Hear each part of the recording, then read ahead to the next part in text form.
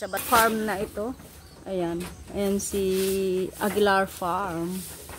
At nakatambak na ngayon dito yung mga pagkain. Ayan. At may mga feeds yata dito. Feeds yan na? Feeds. So, tatanungin natin anong mga pangalan nito. Anong pangalan to? Rodney. Rodney. Kita nyo naman. Rodney. Oh. Anong lahi sa'yo, Rodney? Rodney? Ha? Full blood boer. Full blood boer.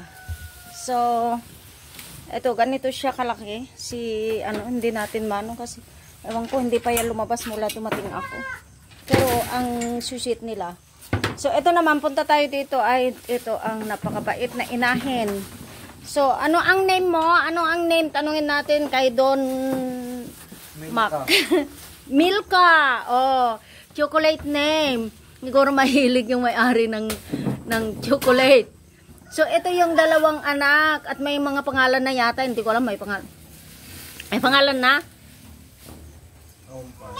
Ay, wala pa. So, ito yung dalawang anak na ang susweet. Laging nagpapakarga. Ayan. Papa-exercise. Ayan. Ito, dalawang anak. Itong inahin na ito. Si Milka. Ito naman si Rodney. Oh. So, punta tayo dito. Ito na. Anong pangalan? Lakta. Oh, Lakta. Hindi ko alam saan nang galing yung Lakta na yan. Gatas. Ay, gatas. Name ng gatas. Mahilig sa Lakta yata. Kaya ito na. 3 ang anak. So, 3 ang anak. Nakita nyo na, thanks God. Napaka-healthy. Ayan, si Lakta. At mabait na inahin kasi talagang pinapadede yung kanyang 3 anak. O, kita nyo. Napaka-healthy. O, yun. O, naghanap na ngayon ng pagkain. So, mga ilang days na? 1 week na sila. Eto, 1 week na yung 3 na anak. O, ito yung nanay. Si Lakta. O, milk yan. So, ngayon ito hindi siya allowed na bumaba ka. Anong pangalan nun? Elon. Elon. Hi, Elon. Ayaw ka nila sa taas. Oh, si Elon. Baba ka, Elon. Doon ka. Kawawa ka naman. Lagi ka nalang pinapababa. So, ito yung mga dalawang bata na may behin. Anakin. Oh, yan, oh. Yung dalawa na yan. Tignan natin dito. Meron pa dito. So, ayan, ito, wow, buntis to. Manganganak na naman na siya by October daw. So, anong pangalan mo? Anong pangalan niya, nak? Bona. Ubona, milk din siguro to. Milk nga, oh, si Bona. Hi, Bona. May mga pangalan talaga. Andito yung mga name. Wait. Yung dilaw na nasa tainga, yun ang name nila. So, talagang, ito ay, uy, ang cute nila, tignan nyo, oh, ay, binabandol, o danon, ay, ang kulit, yung papakarga sa nanay, oh, diba, full blood yan, bower, ito, full blood, at 2 na ngayon ng kanyang anak, so, ito yung mga, din, mga full blood din to, no, mga yan. So, ito punta tayo dito. Ano to? Si Bona. Hi, Bona. Buntis yan si Bona. Manganganak na siya by October. So, syempre, ang pag-alaga ng kanyang kambing ay talagang pag manganganak ay babantayan niya talaga. Nandito siya. Padedehen daw every 4 hours. Yan ang kanyang proseso sa kanyang pag-alaga ng kambing niya. Kaya, ito si Bona. Si Bona at wala pang sungay. Bakit walang sungay? Hornless. Hornless. Oh, hornless pala. Bona. Oh, si Bona may name siya. Ito siya. Oh, ayaw pa siya lang ang yung may-ari lang ng kambing ang gustong magpahawak sa tainga. Hornless. Ngayon dito, nak, yung 3 na ito, ano mga name to? Carla. May Carla dito. Carla, ay, ito siguro. May sungay na isa. Ayan. Yung isa, 3 sila kay. Ha? Sino pangalan mga 3 dito? Oh, tingnan nyo, 3 sila. Mga full blood din mga ito. Kaya, Siyempre, sineseparate niya kung paano mag-alaga ng kambing sa mga full blood. Sineseparate niya kasi iba kasi yung kanilang health. Ayan, masyado silang tawag nun, sensitive. Sensitive sila sa mga kinakain, hindi sila basta-basta. So, ayan, meron silang kahit pa paano, meron silang CCTV dito at makikita kung ano yung nangyari sa kanila, namomonitor, paano. So, the moment, ganito pa lang ang kanilang bahay at medyo ang dinig ko sa anak ko, papalawakin pa to, lalagyan pa ng room ito. Mga ilan, tanungin natin, mga ilan na sila. So, mga ilan na sila lahat ng kambing mo dito? Oo. 30 plus. Ayan, may 30 plus na kambing na mga may kasama ng native at mga full blood boer. At mamaya ipapakita natin yung kanilang ito lang mga full blood. Ito, mga boer. Ito, malalaki. Ito, si Milka. Ayan. At ang ating ayan, nandito naman ang kasama natin ng ating relatives na si Jolly. Hi Jolly. Ayun si Jolly, marunong na siyang nagle-learn siya how to mag-inject ng mga kambing kasi ang kambing talaga pala meron talaga silang proseso para mabuhay sila ng tama.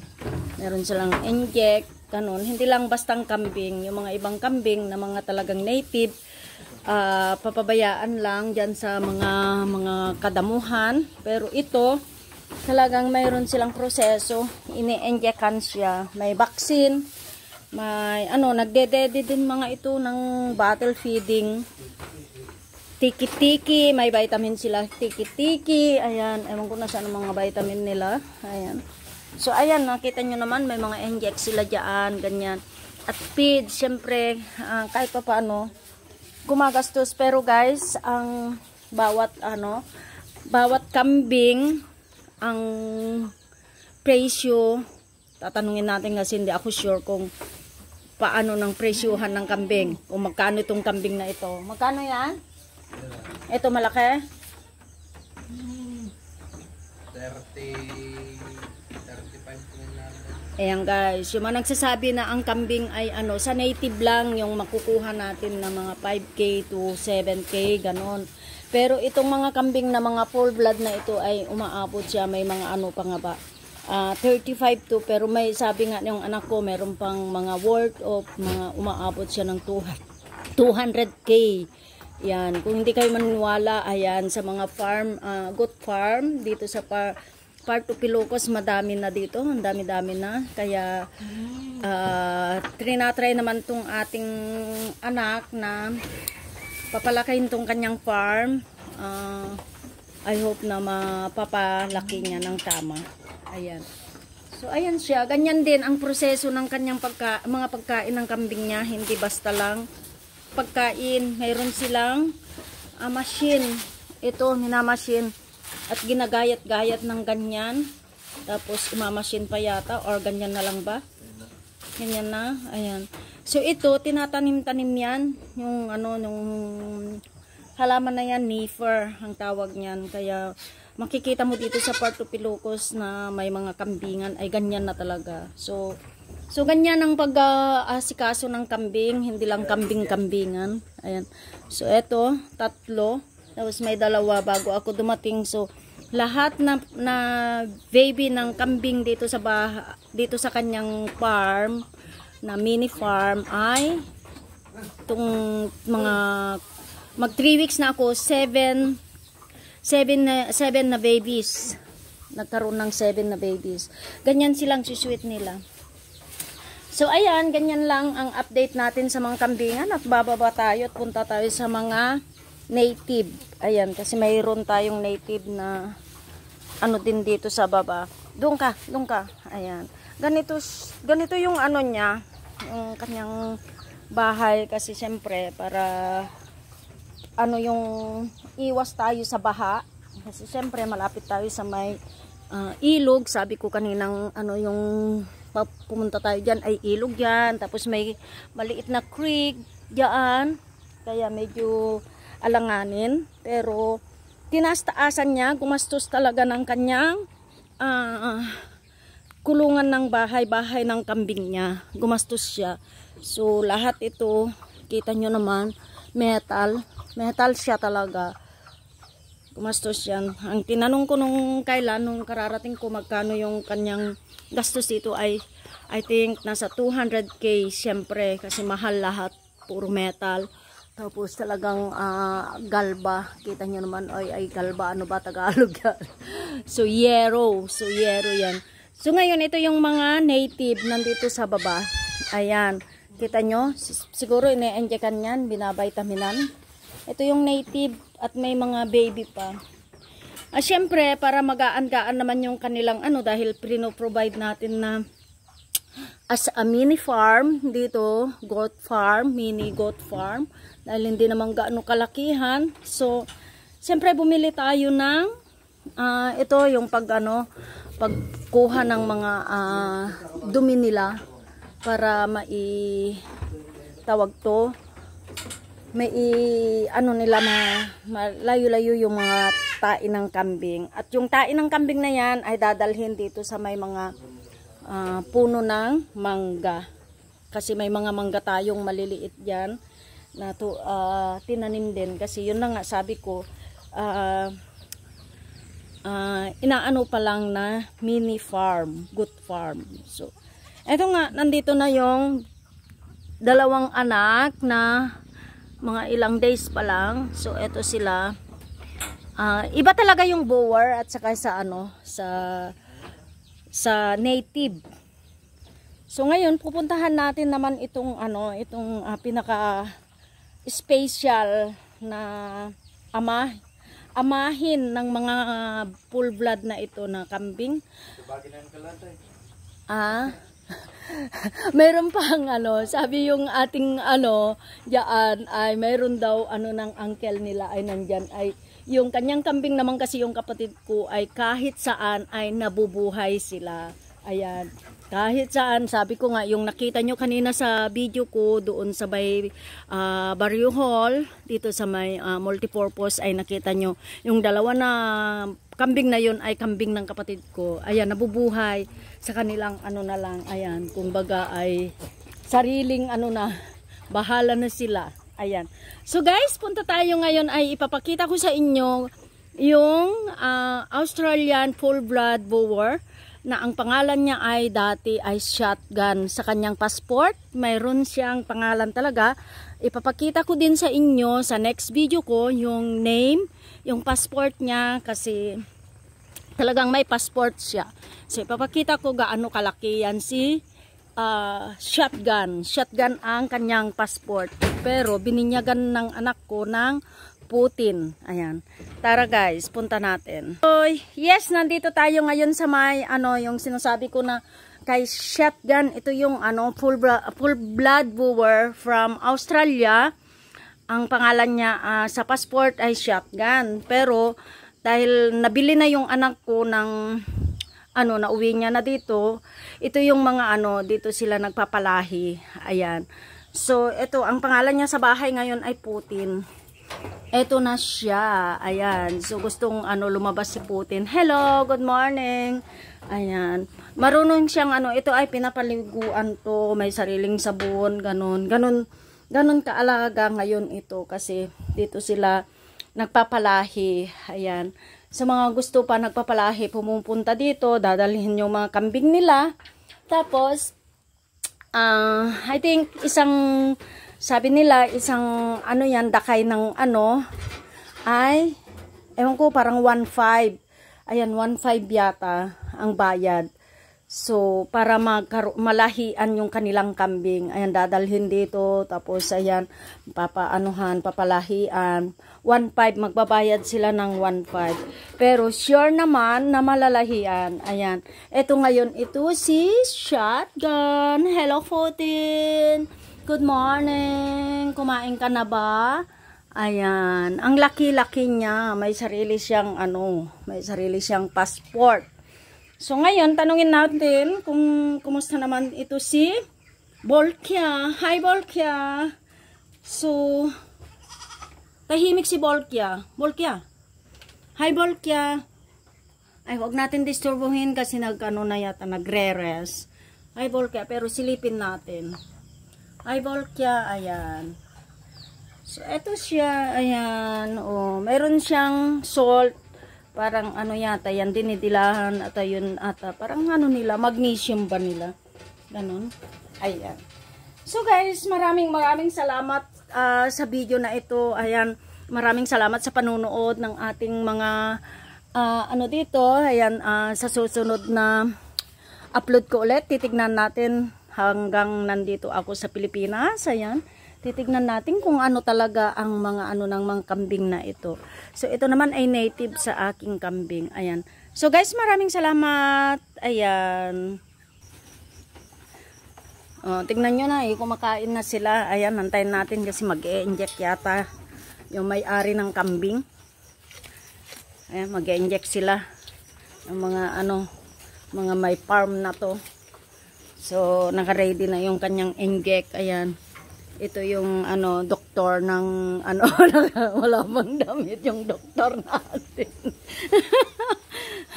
Ganyan. Kaya lang ang tanong ko dito, bakit tatlo yung sa iisang kulungan? Nag-aagaw-agawan. Ayan. O, diba? Ang saya nila makain ng tama Nasisipag sila dito. Ayan. At meron silang naman yan. Para record ito na yung mga pangalan meron silang ayan isasabit niya diyan para sa ganon every time na hindi ko alam hindi ko alam. So may ilaw din sila dito. Ayan. Antayin natin kasi parang mag-e-inject yata sila. Titignan natin paano ang nila. Ang lalaki ng ulo, oy. Oh.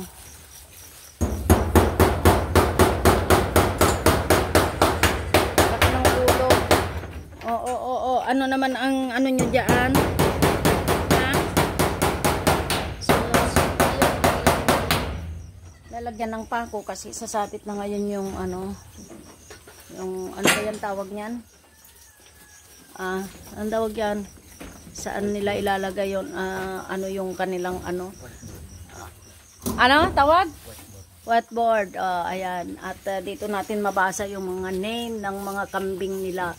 Hindi ko alam ano iyaan. Oy, mayroon silang may tiki-tiki, dextrol, ewan ko. Yan, basta na yun ang naintindihan mo, tiki-tiki kasi yun ang vitamin ko nung maliit ako. Ayan, si Putin, si Rodney, ayan, si Rodney ay yun, pangalawa. Ayan, si Bolkia, ayan, si Elon, ayan, si Jeff, may Jeff pa, si Milka, si Lakta, si Bona, si Arla, si Queen, ayan, si Mayer, si Bill, si Jolia.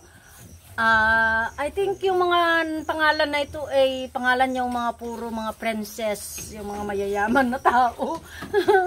Wala dito sa Pilipinas. Kita nyo naman, nandyan si Julia. Ewan ko, si Julia, saka si Bill.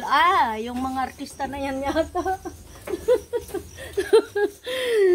So, eto na. Ewan ko anong gagawin nila. Ready na? Ready, turok na. Ayan, turukan na nila yung mga kambing na nila. Ayan. So, syempre, naantay natin ano, natuturukan. Ewan ko ano lalagay. Sana lalaki pa yung goat farm na ito. Kasi gusto naman yung anak ko na tumira na sa Pilipinas. Kasi nag-try siya na pumunta sa Austria pero mas gusto niyang bumalik sa Pilipinas at ito na nga nag-aalaga ng kambing. Ayan. Actually yung anak ko na ito ay siya ngayon ang nagmamanage at ang kanyang ano sa grupo pero relatives din namin. Ayan sa kanyang ano bang grupo nyo? Ano yung grupo nyo na ano? Ha? Ano yung grupo nyo? Ano yung grupo nyo? Ha? UI. Ano ba yung meaning ng UI? United America. United America. Hindi guys, nagbibiro lang, maloko lang tong anak ko. United Ilocandia. Shout out sa mga mag-shout out na ano yung United Ilocandia Shout out yun na kita pa daming fraternity sorority. Fraternity. Mga United Ilocandia ng grupo ng tawag fraternity. Pero guys, ang fraternity na to, ang UI na ito ay hindi lang nasasabi nung dating panahon ay UI.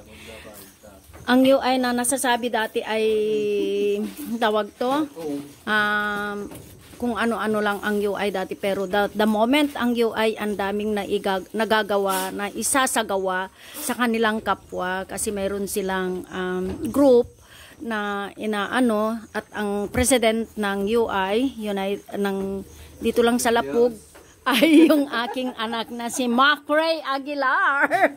Ito siya. So, syempre meron silang mga tawag to yung mga group ba na limbawa yung clearing, ganun pag may bagyo, ganun.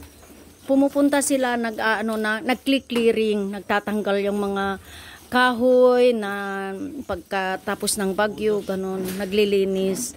At saka minsan pag may pundo naman sila, kumbaga parang charity din tong kanilang grupo. Kaya lang hindi ko sila na-support. Na-support ko naman minsan kasi yun nga nag-ano kami ng mga sa may nabagyuhan sa may Santa Maria, Ilocos Sur. So, yun ang kanilang grupo. Kaya magka-grupo yan, dalawa na yan. Ang presidente ng UI ay itong anak ko na nga. So ngayon di ko alam kung ano ang gagawin yung aking anak. Hindi ko alam, naantay ko na mag-inject sila pero ayan, nakita nyo guys, may tunog ng bisiklet ng tricycle. So malapit-lapit lang tayo sa kalsada.